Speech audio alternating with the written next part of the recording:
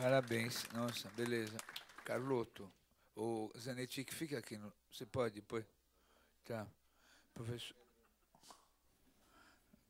professor Franklin, vamos lá? Quer pegar isso aqui? Fica. Oh, só um minutinho. Dá uma ligada no ar-condicionado, por favor. Está muito calor, está insuportável isso aqui. Vamos lá, professor.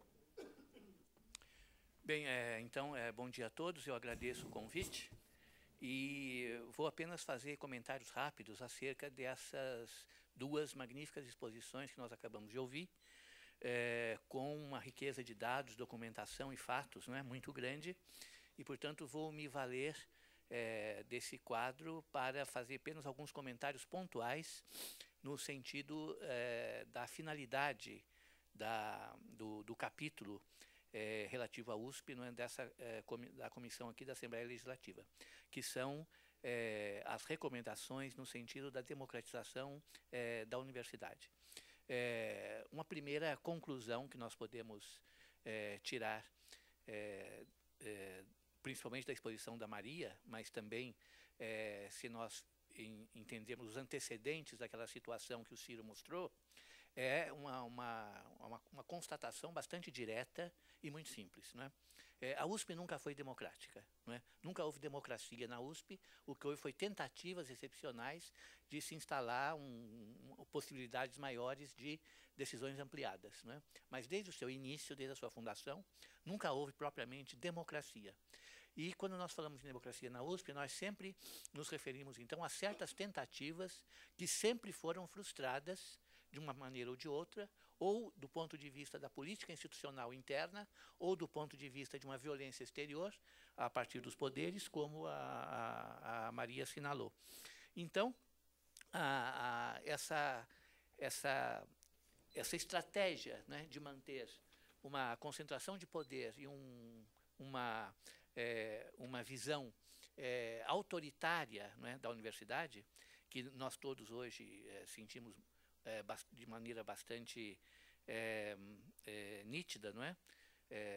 Todos sabemos, até aqueles que conhecem minimamente a Universidade Brasileira, que a USP é, sem dúvida nenhuma, né, a mais burocrática e autocrática de todas as universidades. Não é? Não há nenhuma universidade federal, por exemplo, né, que se compare com a USP em termos de concentração de poder e de estrutura burocrática, não só apenas no sentido funcional, mas no sentido de exercício de autoridade. Então, esse clima que sempre permeou a universidade facilitou aquilo que o primeiro ponto que eu gostaria de acentuar aqui, e que está bastante inscrito, né, nas duas exposições anteriores, que é a progressiva implementação dos procedimentos de gestão privada na universidade pública, né, como modificações incisivas na esfera acadêmica. Então, aqui há dois problemas que estão associados, mas que nós podemos separar para melhor compreendê-los. Não é preciso privatizar a universidade pública para que ela venha a ter uma gestão privada, não é? Uma gestão privatista. Na verdade, isso já existe. Não é? Então, nós assistimos ao longo dos últimos anos, e, sobretudo, a partir da segunda metade da década de 80, né, essa progressiva implementação de certos procedimentos, né, que nós chamamos agora de gestão, dentro do modelo empresarial, do modelo privado, sob a égide da modernização. Prevalência de indicadores objetivos, técnicos, enfraquecimento do caráter institucional e político, tudo isso vai, então, na direção, não é, de vários dos pontos que foram mencionados antes. Não é? A consequência imediata dessa situação é que decisões de caráter acadêmico e que incidem de maneira fundamental sobre o funcionamento da universidade nessa esfera são tomadas de modo administrativo. Não é? Se nós pudéssemos aqui fazer, eu não tenho aqui documentado, mas um retrospecto dos últimos anos, né, nós veremos que grande parte das modificações que foram implementadas na esfera acadêmica foram, na verdade, decisões administrativas que interferiram diretamente, não é, do ponto de vista do ensino e da pesquisa, e isso, evidentemente, não é alguma coisa que acontece por acaso. Não é? É exatamente essa tentativa de você diminuir, não é, a cadeia de decisões, diminuir o papel da discussão colegiada e, portanto, encurtar o tempo das decisões e deixá-las esvaziadas, né, de conteúdo político universitário, político acadêmico, e concentrar os esforços na eficácia, não é, administrativa. Não é? Então, o que nós temos como administração acadêmica, não é principalmente uma tentativa de gerir, não é, a partir de critérios bastante economicistas, não é, e bastante voltados para a prevalência do mercado, né, a vida acadêmica nas universidades. Isso na USP já vem acontecendo há bastante tempo. Não é? Como exemplo disso, há uma diretriz que, de uns anos para cá, vem sendo seguida e que, segundo declarações do atual pró-reitor de pesquisa, deveria ser ampliada para todas as áreas, não é, de pesquisa, que é a captação de recursos. Não é? Isso já existe em vários...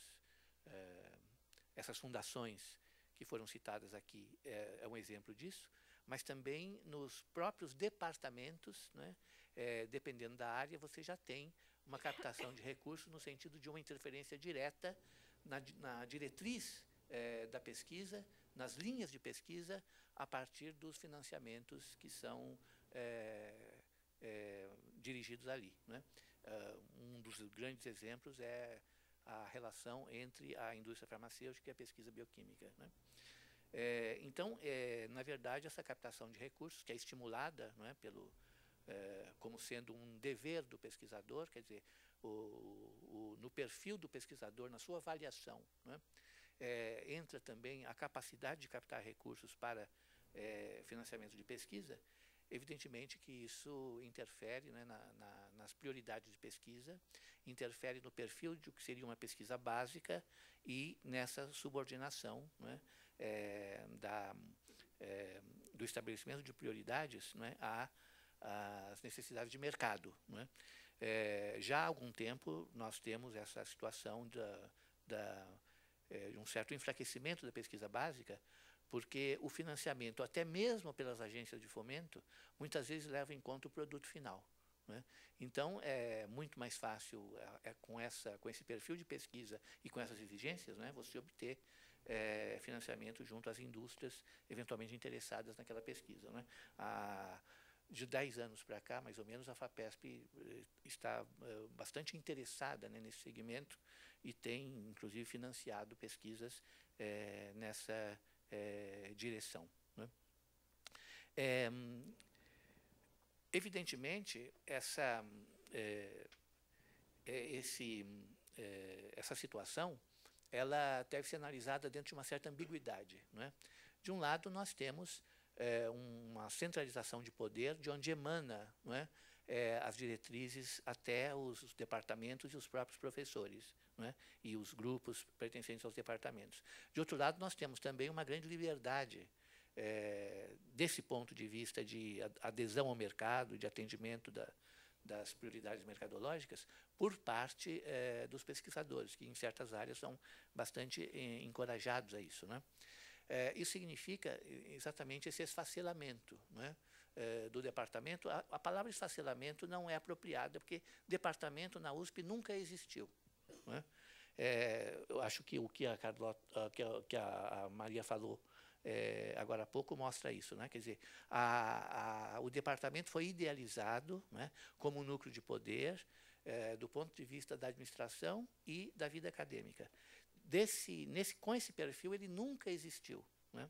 Eu me lembro até que numa reunião, uma assembleia que teve lá na Faculdade de Filosofia, o Antônio Cândido se pronunciou sobre isso. Ele falou assim, se vocês querem uma prioridade, essa prioridade é essa, formar departamento. né? Porque até agora não existe nenhum que corresponda a esse perfil. Né? Salvo o nosso? Então, dentro dessa caracterização, né, você tem uma situação que expressa esta ambiguidade pela qual sempre se passou. Né? Ou seja, o fortalecimento da vida acadêmica naqueles lugares onde ela se dá nunca corresponde a uma orientação administrativa que venha em apoio, né, dessas linhas e dessa organização. Sempre foi assim, e a Maria teve muita razão em sublinhar isso, né? Que é uma situação que a USP viveu desde o seu início. Né? De um lado, você tem, então, isso que a Maria chamou generosamente de densidade acadêmica de certas faculdades, não é? E, de outro lado, o perfil profissional tradicional de outras faculdades voltadas ou para o mercado ou para o bacharelismo, não é? Que são as duas linhagens tradicionais da formação universitária brasileira. Não é? Esse desequilíbrio sempre existiu.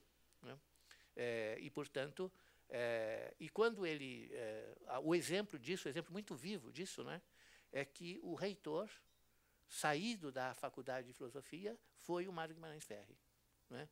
Então, isso aí expressa uma contradição que tem a ver com a estrutura de poder, né, que sempre vigorou, isso não é novidade nenhuma. Né?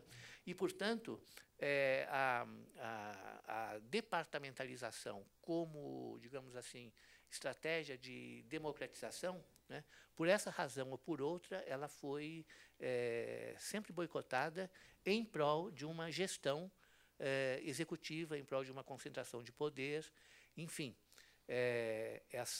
Isso que nós, de algum tempo para cá, ouvimos chamar de modernização. Né? Ou seja, os indicadores objetivos de caráter econômico ou produtivistas são aqueles que prevalecem na avaliação do trabalho acadêmico. Né? Há uma consequência importante e que, embora ela seja um tanto quanto desagradável, eu acho que ela tem que ser mencionada. Não é? Nós temos, então, essa organização burocrática, autoritária, e essa grande concentração de poder na estrutura do governo da universidade. Mas nós temos também alguma coisa semelhante a isso que repercute naquilo que deveria ser a comunidade universitária. Não é? Esse termo está muito gasto e, de fato, a palavra já se esvaziou de qualquer tipo de significação ou de adequação àquilo que nós vivemos. Né? Apenas de maneira muito abstrata, nós podemos falar hoje de comunidade universitária. Né? Se nós definirmos, por exemplo, uma comunidade por laços orgânicos em que vigore uma democracia horizontal, né, evidentemente você não vai encontrar isso na USP. O que você encontra na USP, como na maioria das universidades, é um clima de severa competitividade, né, e, de forma nenhuma, aqueles que trabalham na universidade sentem-se participantes de um mundo comum ou de uma vida comum. Não é? O Paulo, certa vez, disse enunciou a coisa de uma maneira muito precisa e objetiva. Né? Disse assim, o que aconteceu foi que os pesquisadores, os professores pesquisadores, viram-se levados a tornar-se, cada um deles, investidor e administrador de si próprio. Né? Esse é um clima muito frequente na universidade, a tal ponto que você já vê isso acontecendo nos alunos. Não é?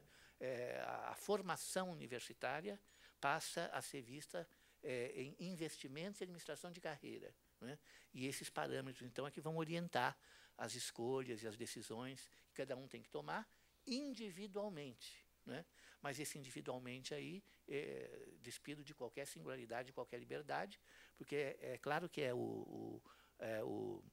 a universidade, nesse sentido de uma falsa comunidade, de um universo, né, competitivo, que vai, então, favorecer essa situação, que, no entanto, está, digamos assim, introjetada, né, eu digo que isso é desagradável porque a gente tem que reconhecer que há uma certa correspondência, né, entre o autoritarismo e o totalitarismo que permeiam, né, a universidade do ponto de vista do comportamento de sua cúpula dirigente, né, e da sua administração, e a maneira como isso é recebido, né, passivamente e também ativamente, né, de modo que, às vezes, até você tem uma certa colaboração tácita, né, com essa situação por parte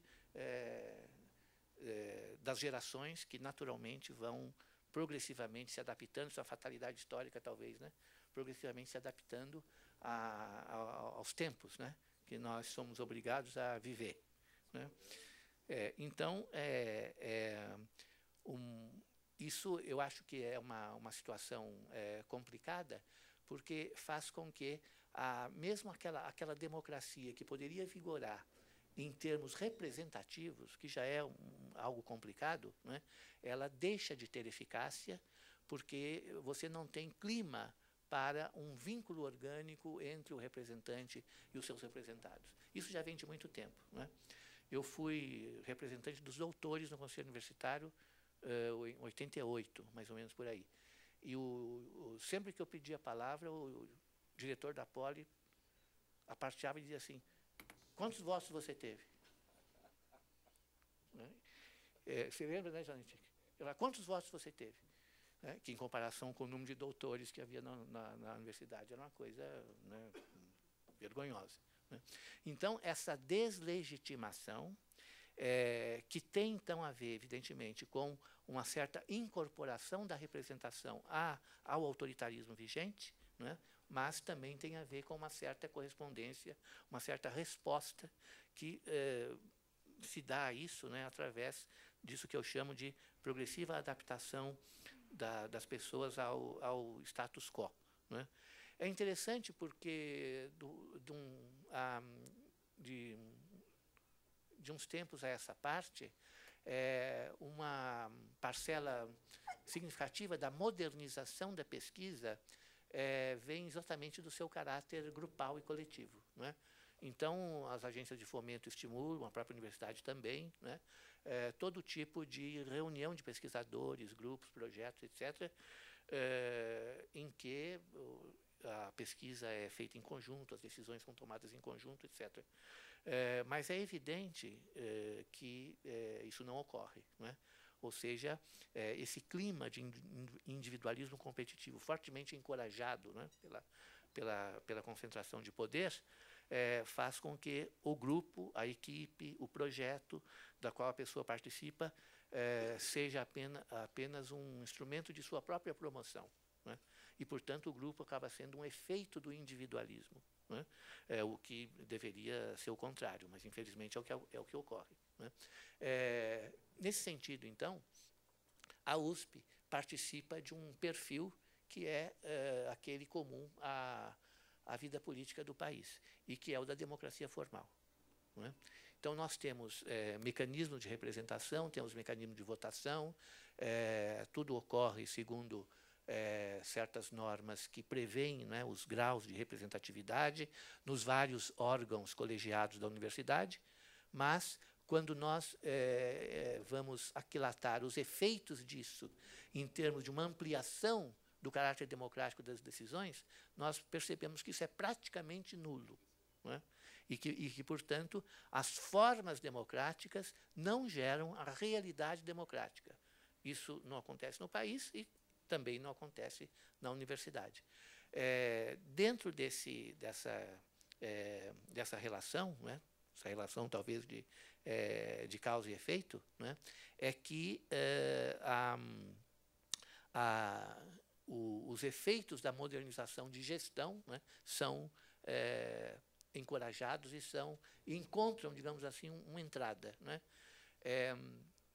O ano passado, eu acho 2 anos para cá, 3 talvez, eu tive a curiosidade de contar o número de e-mails que eu recebi, provavelmente todo mundo recebeu, convidando para minicursos ou palestras acerca da gestão de inovação. todos promovidos pela reitoria ou por órgãos da reitoria, e com esse assunto, então, gestão da inovação, né, voltado para a administração universitária, né. Então, isso que a Maria falou, que já vem de muito tempo, já vem de muitas gerações, né, tem a ver com a prevalência de uma certa ideologia, né, que se filtrou na América Latina, o BID, o Banco Mundial, o Banco Interamericano, os documentos sobre educação que essas entidades, Maria deve ter pesquisado isso, né? Os documentos sobre educação que essas entidades produziram são preciosos para a gente seguir, né, a maneira como há um paralelismo, né, muito estreito entre o que foi implementado e o que foi recomendado em termos, né, de um certo controle da educação na América Latina, muito de acordo com também as consultorias, o relatório Atkin e outras coisas que foram observadas aqui no Brasil, né? Então, o que nós temos, na verdade, é desculpem falar, isso pode parecer um pouco abstrato, né? Mas essa questão, isso que a Fundação faz, em termos, digamos assim, institucionais, essa apropriação da instituição, né, ela gerou uma certa mentalidade, uma certa estrutura, né, digamos que a gente poderia chamar talvez de psicologia acadêmica, né, que afeta todos nós individualmente, né, de tal forma que é possível perceber um certo caminho de inserção na vida acadêmica, né, em que a apropriação da universidade para fins de interesse pessoal, né, prevalece sobre a inserção naquilo que se deveria chamar a comunidade universitária. Claro que isso aí tende a ser vivido cada vez mais como uma situação normal, né? E eu digo que também caminhamos nesse sentido com as mudanças históricas e geracionais que estão ocorrendo, né? De tal modo que aquela constatação que eu acho que todos podem fazer, desde que conhecem a USP, né, que a USP nunca foi democrática, né, eu acrescentaria algo, talvez vocês poderiam considerar opinativo, né, mas diante do quadro do passado e do quadro do presente, né, talvez não seja excessivamente pessimista dizer que a USP também nunca será democrática, né? Isso não se deve apenas, né, isso não se deve apenas a esse poder absolutamente avassalador que pesa, né, sobre a instituição e que está, por assim dizer, de maneira tão lamentavelmente encarnada, né, agora na gestão anterior, né? Ou seja, mesmo aqueles que não estão de acordo com a democratização da universidade têm dito isso, né? Eu tenho ouvido falar, é curioso. Assim, se o reitor não tivesse tanto poder, aquelas medidas que teriam levado, né, ao descalabro financeiro não poderiam ter sido tomadas, né? Ele as tomou porque ele não precisava, né, de passar por nenhuma instância deliberativa mais diferenciada, né? Então, vejo que até do ponto de vista técnico, né, há quem recomende a democratização, mas ela não vai acontecer, né, eu acredito, nem tecnicamente, nem politicamente. E eu gostaria de sublinhar a causa disso, né, que a gente não pode atribuir apenas, digamos assim, a essa situação, nós podemos chamar de objetiva, né, há algo que nos determina, há uma certa estrutura universitária muito severa, não é? Muito autoritária, que pesa sobre nós, que sempre pesou, que a USP nunca conseguiu flexibilizar, não é? Suficientemente essa estrutura, basta comparar, né, com as outras universidades, mesmo no Brasil, isso fica patente, né? Mas também porque a progressiva incorporação desta mentalidade autoritária e desta mentalidade apropriativa, né, da universidade pública por grupos organizados, né, que são as fundações, ela também tem muito a ver com as atitudes individuais e individualistas que a gente pode perceber, não é? Até nas discussões que têm sido feitas em torno dos acontecimentos da USP, inclusive do episódio mais recente agora, da crise, não é, pela qual a universidade está passando. Então, a questão é essa, né? A palavra eficiência e execuibilidade ou executabilidade, se é que isso existe, né, é realmente a palavra de ordem, né? E isso já de muito tempo, né? Para que isso seja lastreado objetivamente, você tem então os indicadores, né? Esses indicadores apenas medem a vida acadêmica de muito longe, né? O que eles medem, na verdade, é uma certa numerologia que tem a ver com a eficiência dos indivíduos e dos grupos, né? Eu vejo, então, que esse caráter de gestão executiva, né, que já há muito tempo vem cada vez mais prevalecendo na USP, né, uma espécie de profissionalização administrativa, né, que na esfera da instituição pública é sempre alguma coisa ambígua, né? Você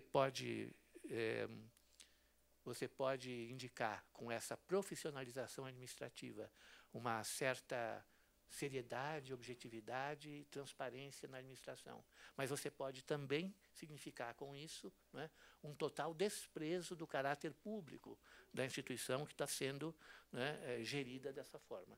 Eu acho que prevalece, né, essa segunda alternativa e o caminho, né, que está sendo seguido nessa direção.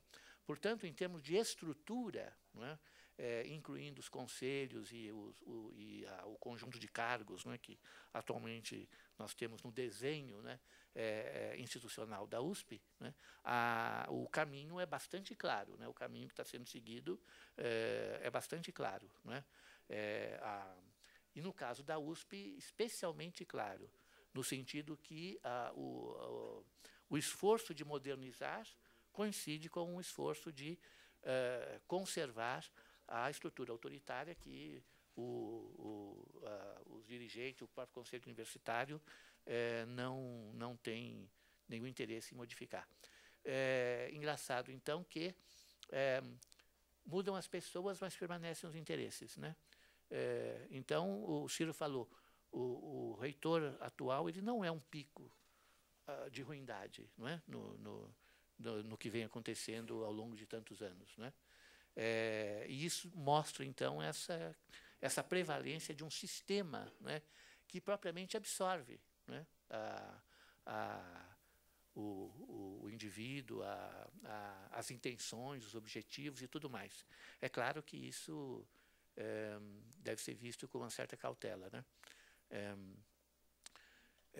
Acontece, né, com o reitorado da USP, talvez isso aconteça também com outras universidades, mas, pelo que eu conheço, há exceções, né? Aquilo que acontece com a vida política em geral no Brasil, né? Não é só que o indivíduo é corrompido pelo sistema, não é? O próprio fato dele pretender o cargo já significa que ele está suficientemente corrompido para poder exercê-lo, não é? Então, dentro desse quadro, me desculpem um pouco o meu pessimismo, né?